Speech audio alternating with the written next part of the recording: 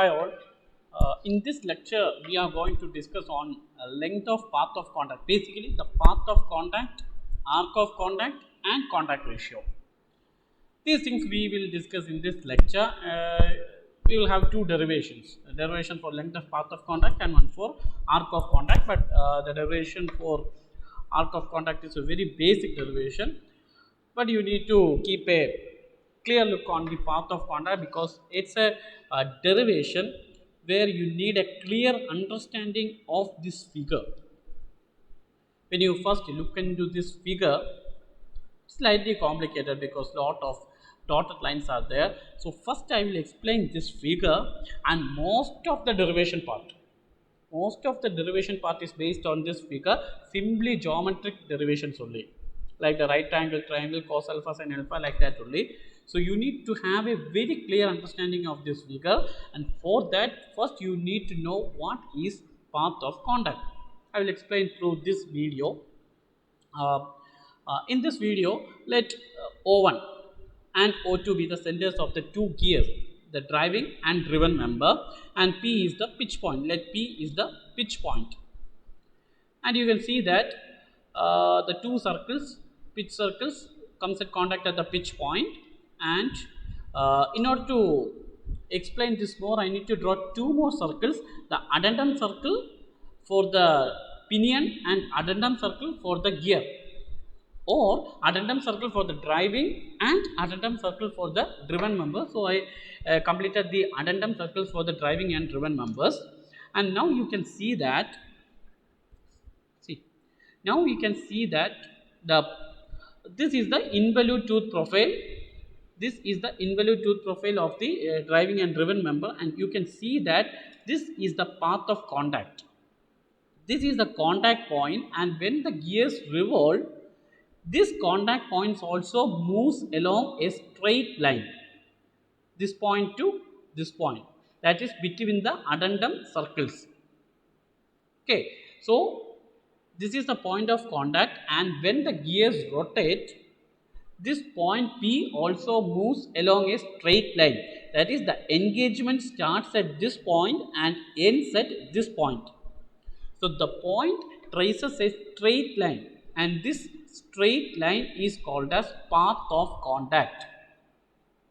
Path of contact means the line traced by the contact point when it is in the engagement. When the gears are engaged, the line traced by the point, contact point, is the path of contact, and length of this path of contact is called as the length of contact. Okay. Now this path of contact can be divided into two components. One is the path of approach, this one, that is the starting of engagement to the pitch point. This is the path of approach, and from the pitch point to the disengagement, starting of disengagement, it is called as the path of recess. So first part is the path of approach, and second one is the path of recess. Okay, so these two things you need to get clear through this animation. So again, once more I am saying, the path of contact is the path traced by the contact point during the engagement, and the length of that path is called as the length of path of contact, and it can be divided into two parts. One is the path of approach and other is the path of recess. Path of approach means the path followed by the pitch point during the starting of engagement to the pitch point, and the path of recess means pitch point to the starting of disengagement. Okay, so this is a path of approach and path of recess. Now we can come to the derivation part. For that, you need to get a clear understanding of this image, because all the geometrical calculations are based on this image only. So you need to have a very clear idea of this image. See, O1 and O2 are the centers of the two gears, pinion and the wheel, and Mn be the common normal, P is the pitch point, and we draw the addendum circles of both addendum circles of the pinion and the wheel, and the engagement starts at K and ends at L. Engagement starts at A and ends at L. So basically, if we want to find out the length of contact, we need to find the length of KL. Path of approach means length of KP, and path of recess means length of PL. And the total path of contact or the length of the path of contact means the length of KL. So this is what we are going to find out, and we are going to find out using the very basic geometric things like cos alpha, sin alpha and all. And before that, I need to introduce two things, RA and R.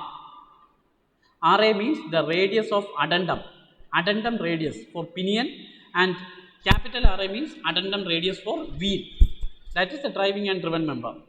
And small r is the pitch circle radius of pinion, and capital R is the pitch circle radius of wheel. When you look into this figure, see O1P is the pitch circle radius of the pinion, and O2P be the pitch circle radius of wheel. Similarly, O1, yeah, okay, that I will explain during the derivation part. So first, we are starting with, we are finding the radius of the base circle of the pinion, O1M. In this figure, O1M means we can consider O1PM as a triangle, right angle triangle. O1PM as a right angle triangle, and so O1M is equal to O1P cos alpha, the basic geometry. Okay, so O1M is equal to O1P cos phi, which is a pressure angle, which is equal to R cos phi. O1P is the radius of the base circle of the pinion, and so it is smaller. Similarly, O2N is equal to capital R into cos phi. Now just consider the figure, the triangle O2KN. We need to find out the distance of KN. So O2KN, consider the triangle O2KN and O2K. In the O2KN, see, Kn is equal to root of O2 square minus O2k the whole square minus O2n the whole square, which is equal to Ra square minus R square cos phi, cos square phi. Okay, O2n is equal to R cos phi, so R square cos square phi, and Pn is equal to O2p sin phi. See, look into this figure, Pn. So considering O2Pn as a triangle, Pn is equal to O2n sin phi. No, sorry, cos phi. O2p sin phi, O2p sin phi, that is capital R into sin phi, and the path of contact is equal to Kp. We need to find out the path of contact or path of approach. Path of approach means Kp. Kp means K and Kn minus Pn. K to n means Kn minus Pn, which is equal to Kp. So Kp is equal to Kn minus Pn, that is Ra square minus R square cos square phi minus R sin phi. Similarly, if we follow the same thing for the right angle triangle O1ML, again we get the same thing. ML is equal to, that is, we need to calculate ML, and to get the path of recess, from ML we subtract the MP. So basically we are going to calculate PL. For that we are calculating ML, then we will subtract MP. This is what we are going to do, and from the triangle it is seen that ML is equal to O1L square minus O1M square. It's almost similar to the same thing which I mentioned in the above case. R square minus R square cos square phi, and MP is equal to R sin phi. Again path of approach is equal to ML minus MP. So we get the path of recess and we get the path of approach, and the total length of the path of contact is the sum of both these things, and the final equation is like this one. Okay, so this is the final equation. This thing is very important because for the almost all the problems relating to path of contact, we need this basic equation. and then we need to find out the length of arc of contact, because basically this is following an arc. So we need to calculate the length of arc of contact also, which is very simple. Length of arc of contact is equal to length of path of contact divided by cos phi. If we need the arc of approach, then path of approach divided by cos phi, and arc of recess, path of recess divided by cos phi. Okay, so the total length of arc of contact is equal to total length of path of contact divided by cos phi. And last thing is the contact ratio or number of pairs of teeth in contact. It is defined as the ratio of length of arc of contact to circular pitch. Circular pitch we already studied in the first lecture of the gear terminology. Circular pitch is equal to pi into m. So contact ratio is equal to length of arc of contact divided by PC. Okay, so this is the contact ratio, arc of contact and path of contact. Once again I am telling that this is basically a derivation, and to understand clearly this derivation you need to have a very clear idea of this image. What is the point M, what is the point P, what is the point N, what is path of contact, what is path of recess, etc. Okay, so first you make a clear understanding of this image or this figure, and after that you study the derivation. I just give a introduction to this. You need to study this thing, you need to solve this derivation, then only you will get a clear idea of this derivation. Since it is an online class, I am giving some tips, I am giving some gate, that's all. I am guiding you, that's all. You need to study this derivation.